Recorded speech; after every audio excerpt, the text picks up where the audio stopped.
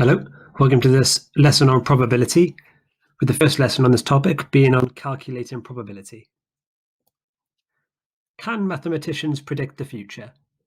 Now I can say with 100% certainty that the answer is a solid maybe.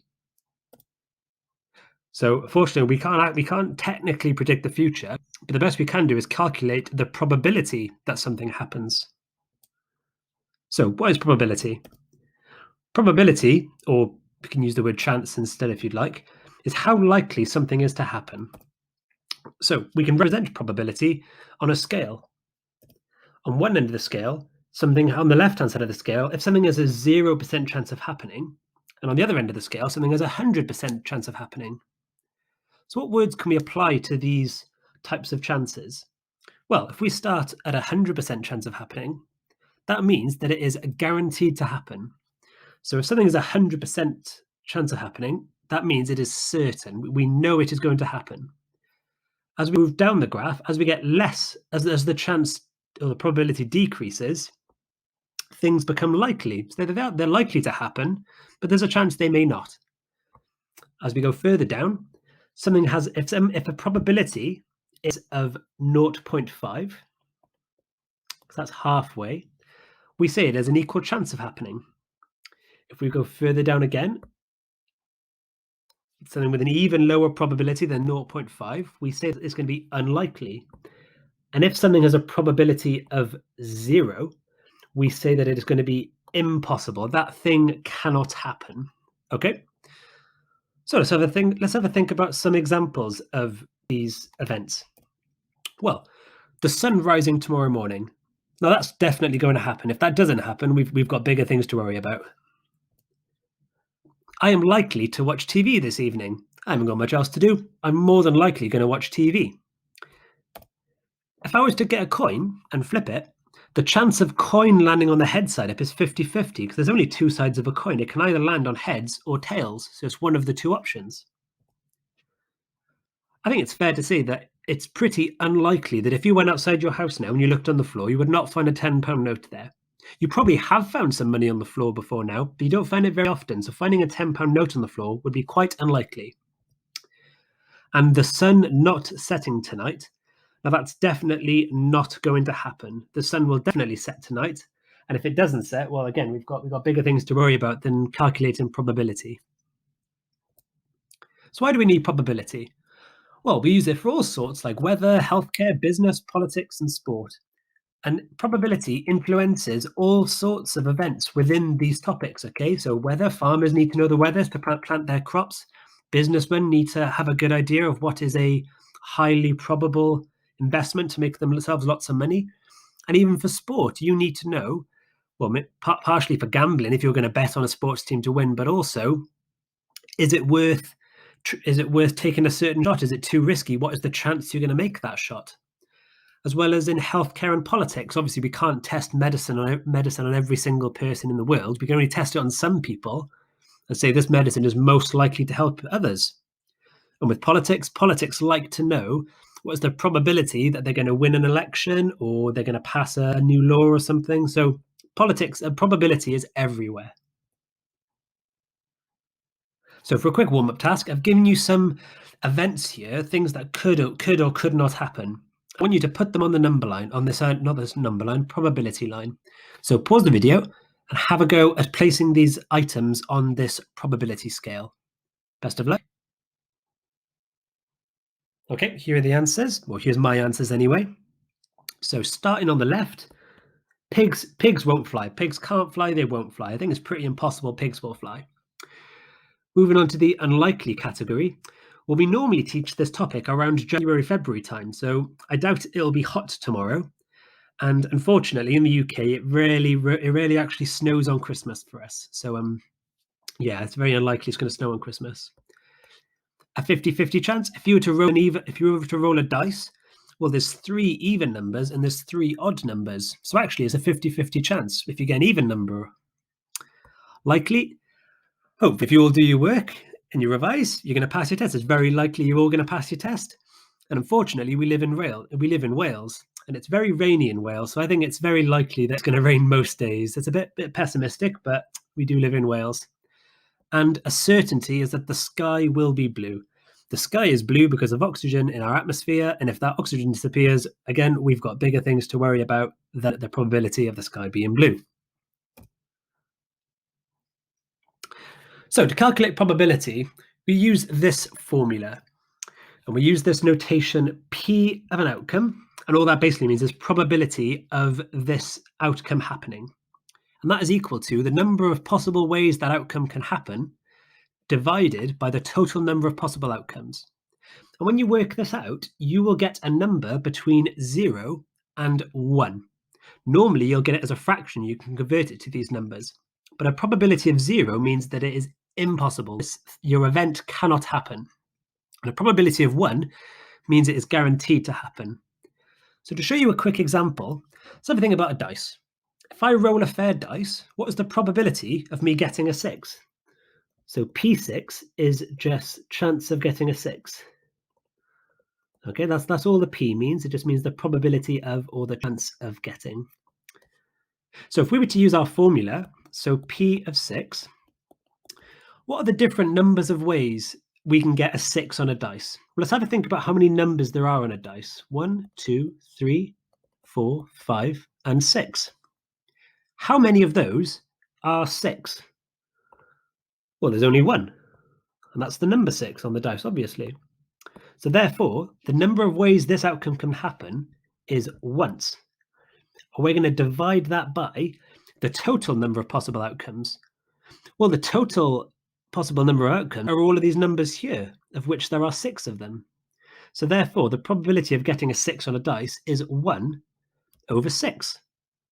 Now, for some of these questions this lesson, we're going to leave these as fractions, but some of them we're going to convert to decimals. So get ready for that, okay? But the probability of rolling a 6 on a dice is simply 1 over 6. There's only one 6 on a dice, and there's 6 different outcomes.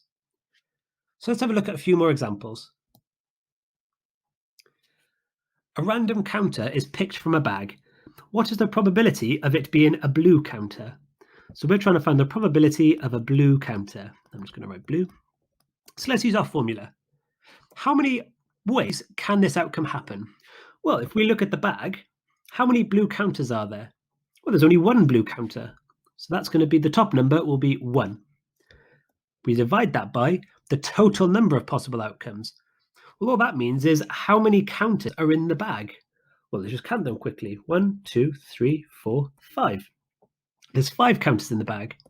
So we're going to divide by 5. So that means the probability of picking out a blue counter is simply 1 over 5.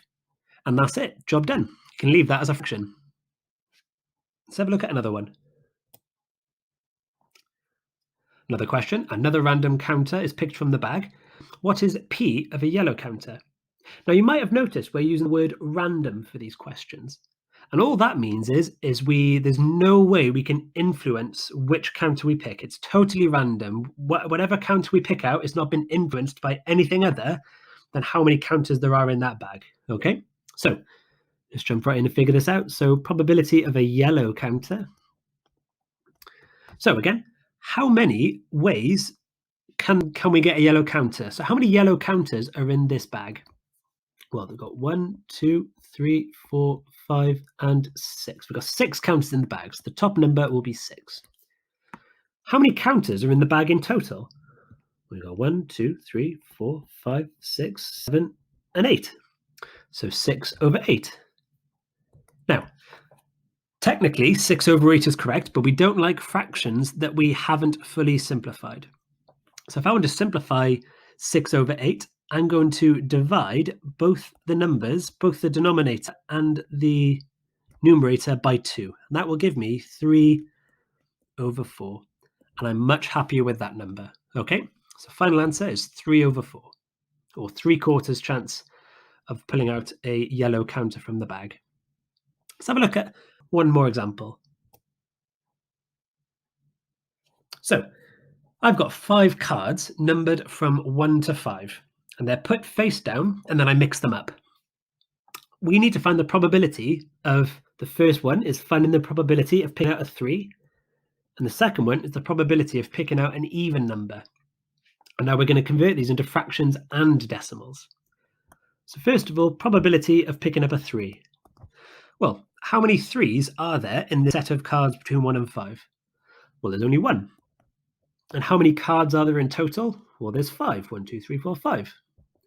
So the fractional probability of picking out a 3 is 1 over 5. But if I wanted to turn this into a decimal, what would I have to do? Well, to convert a fraction into a decimal, you can just solve the division. So otherwise, if we solve 1 divided by 5, we don't know what this is. We can use the bus stop method. So we can do 5 divided by 1. 5 doesn't go into 1, so we carry the 1. 5, how many 5s go into 10? Well, there's 2. So 1 divided by 5 is 0.2. And that is the decimal probability of picking out a 3 from these 5 cards, okay? Now the next question says the probability of picking out an even number. So I'm just going to write probability of even. How many even numbers now are in this pack of cards between 1 and 5? Well, there's only 1 and 2. Now, only the numbers 2 and 4 are even, so that means the top number is going to be 2. And how many cards are there in total? Well, there's 5 cards, so 2 over 5. So we need to turn this into a decimal now. Now, you may be able to figure this out from looking at the first question, but let's just run through it. We're going to solve the fraction 2 over 5, which is the same as 2 divided by 5. I can't do that off the top of my head, so let's use the bus stop. So 5 bus stop 2. How many 5s are in 2? None, because it's too big. We need to carry the 2. How many 5s are in 20? Well, there's 4. So therefore, 2 divided by 5 is 0.4. Therefore, the probability of getting an even card from this set of cards is 0.4. So you're going to have to, for some of these questions, you're going to have to solve them as decimals as well, okay? So let's jump into the main task. Okay, so here's your main task. Make sure you read the questions carefully and give your answers of the probabilities as a fraction, apart from question 4, where I would like you to give your answer as a fraction and a decimal. Okay, so pause the video and best of luck. Okay, here are your answers. Very well done if you got them all right. And let's move on to the checking question now. So, a standard deck of playing cards consists of 52 cards. All cards are divided into 4 suits. There's 2 black suits, spades and clubs, and there's 2 red suits, hearts and diamonds. In each suit, there are 13 cards, including a 2, 3, 4, 5, 6, 7, 8, 9, 10, a jack, a queen, and a king, and an ace. If a card is chosen at random, find the following: the probability that it is a king, and the probability that it is a spade. So, pause the video and have a go at finding these probabilities. I want the probability for a king as a fraction, and the probability of it being a spade as a fraction and a decimal, please. So best of luck, off you go. Okay, so let's have a go through the question now, okay? So the probability of a king. So first of all, we need to find out how many kings there are in a deck. And then we need to divide that by how many cards there are in a deck. So first of all, we need to find out the number of kings. And then we need to divide that by the number of cards. Because the number of kings is the amount of outcomes we want, and the number of cards is the total outcomes. So if there's 4 suits, and each suit has 1 king, that means all we have to do is simply 4 times 1, and that means we have 4 kings. Because there will be a king of spades, a king of clubs, a king of hearts, and a king of diamonds. So only 4 kings, okay? So the number of kings will be 4. And the number of cards in a deck, well, that's just 52. There's 52 cards in a deck. So 4 over 52. Well done if you got that, but we need to simplify that. So what I'm going to do is I'm going to divide both sides by 4. And that will give me 1 over 13. There's a 1 in 13 chance that I pick a king out of a deck of cards. Very well done if you got that right. And then the final one now, probability of it being a spade. So first of all, we need to find out how many spades are in this deck, how many spades of a suit are in this deck, okay? And we're going to divide that by the number of cards. So How many spades are in this deck? Well, we're told here that in each suit there are 13 cards. So that must mean there's 13 spades, there's 13 clubs, there's 13 hearts, and there's 13 diamonds. Add them all up, you get the total 52 cards. So that means there's going to be 13 spades in a deck. So the number of spades is 13. Total number of cards, again, that's 52. Now, you have to simplify this, okay? So if you tried to solve 13 over 52, very well done. But there's a much easier way you can do it, okay? If you were to simplify these two numbers, and the thing you had to do was to divide them both by 13. 13 divided by 13 is 1, and 52 divided by 13 is 4. Now, I'm sure some of you, if you were trying to divide 13 divided by 52, I bet you're kicking yourselves now because it's only a quarter. And if we turn a quarter into a fraction, well, that's 1 divided by 4. So 4, 1. 4 doesn't go into 1, so 0, carry the 1. How many 4s are in 10? There's 2. There's going to be a remainder of 2, and there are 5 4s in 20. So 1 divided by 4 is 0.25. Therefore, the probability of picking a spade out of a deck of cards is 0.25.